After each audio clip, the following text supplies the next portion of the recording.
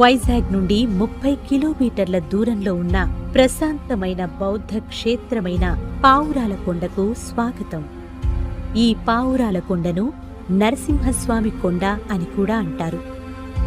ఈ ప్రదేశం గొప్ప బౌద్ధ చరిత్రను కలిగి ఉంది.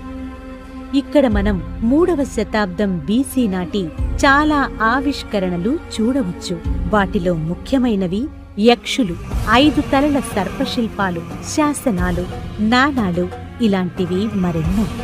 ఈ కొండ యొక్క తూర్పు, పశ్చిమ అక్షం మీద రూపొందించబడిన 16 రాతికర్ తొట్టెలు పురాతన హస్తకళను ప్రదర్శిస్తూ బౌద్ధ ఆశ్రమానికి వర్షపు నీటిని నిల్వ చేస్తాయి.